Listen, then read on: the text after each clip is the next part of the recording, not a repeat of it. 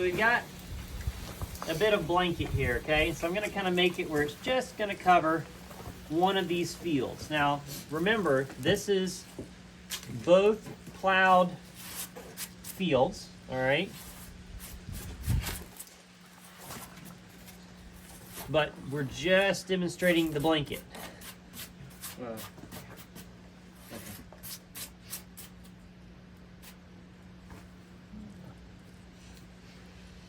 All right. So now what we're going to do is show the contrast, the difference in the impact of raindrops on a field that's bare or that has mulch on it, okay? So here's our little simulated rainstorm. Okay, I'm going to try to do as much as we can equivalent on both fields, okay? So we're going to do 1, 2, 3, 1, 2, 3. That's just probably a little bit much because we got overflow there. All right, so I'm going to take these off.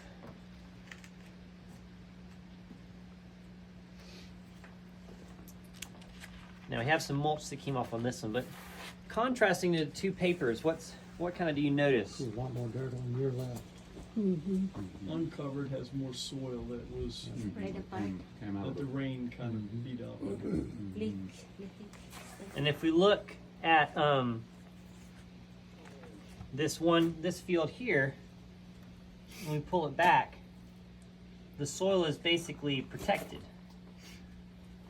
and untouched with that. You know, when a raindrop comes and hits the ground, the energy released on that impact, they're like terminal velocity when they hit the ground, and the energy released on an acre is what? It's equivalent to like a rather large explosion of energy. And if we have a blanket on here, it cushions that and absorbs the impact of that shock. If it hits the bare dirt, if you look at, have you ever seen like a water droplet hitting at like slow motion where you see it's like, It's funny, I show like the that? kids. But it does that with your soil. Have you ever gone out after a rainstorm and you look at the bottom of your plants and the underside of the leaves are all just coated with dirt?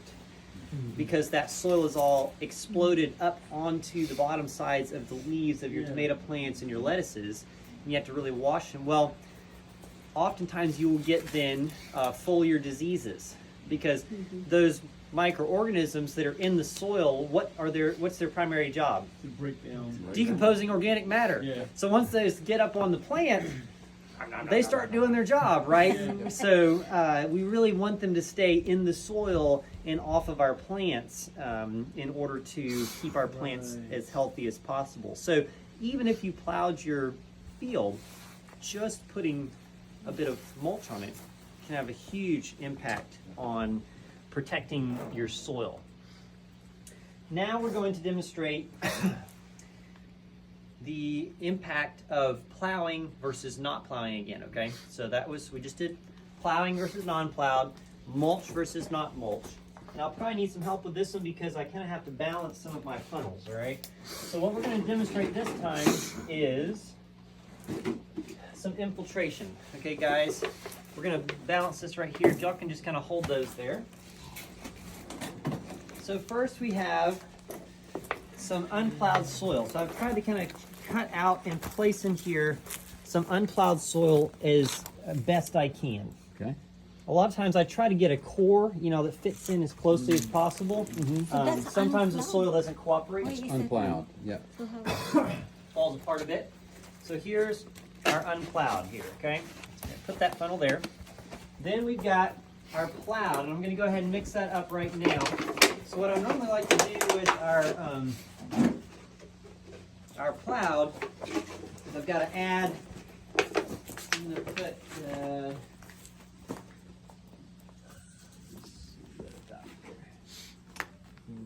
fairly large. You told me it was clay, I believe you, but it won't be my first guess. Okay, y'all see I have this little rock crossways on here. Yeah. There's still plenty of space around it, but when we have loose soil, it's going to be like an hourglass if I don't give it a little bit of something to hold up the soil. So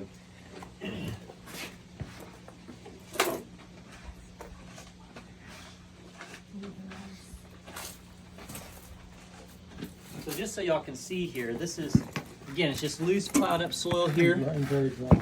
Very dry. Pulverize. Mm-hmm. Now how full is that one there? About halfway? Yeah. We'll try to get them equivalent here. Is that about Yeah. right? A About little the same? more. Get a little more? No, I'm saying you have a little more. Oh, I have a little more? Yeah. That's good. That's primary cool. Okay. Okay, we've got those two. Now I'm going to take 2 jars here. We're going to fill them up with equal amounts of water. That way we can measure the difference between the two as we pour them in. Oh, there's a lizard.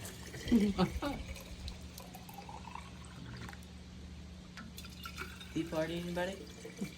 Hmm? Is that tea party, anybody? Okay, they about the same amount in each. Pretty close. All right, if Charlie, you'll push yours forward a little bit so that it can be more side by side, like where people can see. Yeah, there you go. All right, so what is one of the primary reasons that we often plow our soil up? Yeah. For water to get into it. For water to get into it, right? Because it's hard and we need to let that water penetrate into the soil. So it's for water infiltration. That's what we thought. It's what we think, Well, right? it looks And pretty when you're done. well, it's nice and loose. Like Yeah. we should, the water should go in now compared to like a hard baked Yeah. surface of the ground, right? Right. Okay, so here we go. Ready?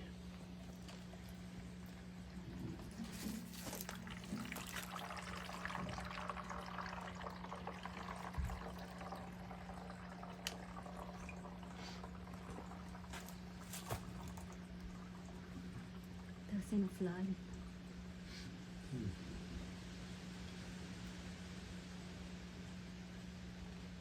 Matthew, you're winning. Anytime now. Yeah. Don't make fun. No, I'm just looking at the dirt, not you. It's cool. The carrot's taking down. So it's actually amazing that this right here, this fine loose soil, which should allow the water in, according to the normal way we view it, is actually not allowing the water in. And the reason is because the looseness of that is not actually from structure, it's from fluffiness. And fluffiness, there's these air spaces that you've created through kind of, again, fluff. When that water gets on top, that air underneath wants to go up. The air is forced out above the, because of the buoyancy of it, right? It's forced out of the soil, which then causes all the particles to what we call slump down to fill all the voids. Right. And then you have this perfectly compacted layer of bit of soil. Have you, for those of you who cook, right? Trying to mix wet ingredients into dry ingredients, like trying to mix water into flour. How many times do you find that corner of dry Yeah. that you're like, there's a bowl full of water. How is there no water? Like, how is there dry stuff at the bottom of it, right? Because pulverized stuff does not equal structure. It does not absorb water well. Structure with something like a sponge does allow water to go through because it has channels that are actually channels, not just propped up, again, fluff aspect. And you see here, look at the color of this water that came through. How much dirt did you lose? How much? Now this garden's really actually pretty nice because we have this retention wall all around our field that's holding the water there. How many of us have that around our fields? None. No, so what would normally be, where would this water normally be at this point in time? On the paper. On your neighbors. Gone, right? Run off. Yeah. And it would still be dry underneath. Then next week, when it doesn't rain, how are your plants going to be doing? Horrible. Still have dry ground. Dry ground underneath, they're going to have very little water. Now, what about the plants growing in here? What are they going to have next week? Moisture. Plenty of water to utilize. So a lot of the droughts that we experience in different parts of the world actually aren't droughts. It's because we lose our water when it does rain so that we don't have it as a reservoir when you have a dry period. Your plants don't have anything in the ground. We've seen that out west as well. When you denude the soil, all of a sudden springs that used to flow don't anymore because the water, when it rains, instead of going into the ground and then bubbling out through springs, just runs off in a flash flood and then you have nothing after that. Right. And the Dust Bowl back in, what, the 1920s or 30s? It was created, right? It was, Yep. it wasn't Right. natural. Exactly. Widespread use of the plow. Yeah. Yeah. Mhm. It's part of exploring. Mhm. So the last one we're going to do here is to kind of demonstrate just again the effects of plowing versus not plowing. I mean, I'm sorry, mulch versus not mulch. So we have 2 demonstrations of plowing, 2 demonstrations of mulch. And we have this right here are 2 fields, okay? And the way we're going to do it, we're going to we have a little hole in the bottom of each one. You see this? And we have a jar underneath Okay. that is going to show us if we have any infiltration down where water gets all the way down to the bottom. This is going to measure our runoff. So we're going to start with creating kind of some layers. First we're going to put gravel in the bottom of each one and then kind of illustrate our bedrock.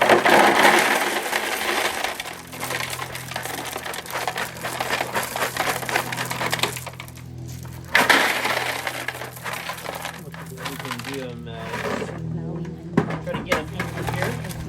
One of the reasons we want to do the gravel in the bottom is if you do solid dirt, you will not be able to apply enough water to actually get your infiltration all the way down to the bottom. What we're going to do is we're going to put a little layer of soil, and that allows you to go ahead and let your water even run off or penetrate through, and then it's going to go through the sand and the gravel, and you'll be able to see which infiltration which doesn't. But if you have solid soil, we have to be here for a long time to be able to actually, see the effect of it. So we gravel in the bottom, and then we're going to put a sand on top of that.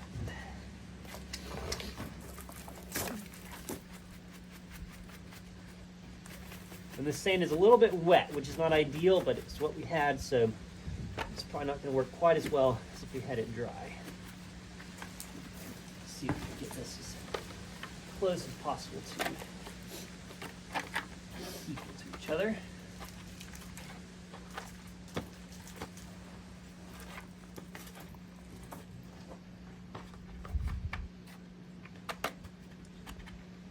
We don't think we need a little more in this one? A little bit. I'll tell me when it's good, or which one which one needs more. Looks good. All right, now we have our plowed soil.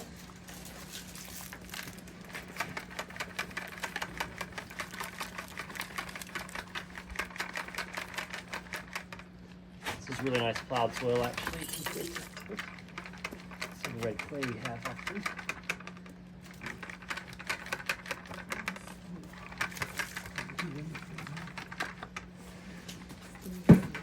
Break up some of the clouds here. Get it all smoothed out.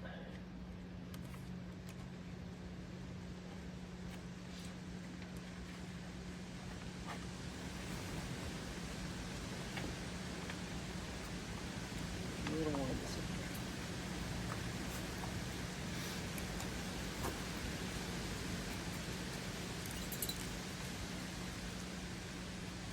How are we looking as far as even here?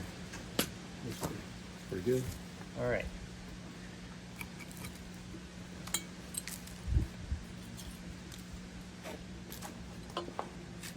Sorry.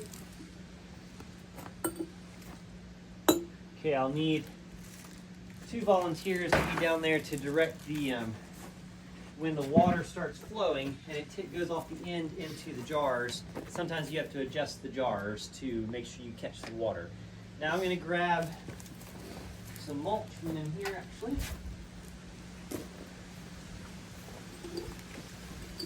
I'll be helpful.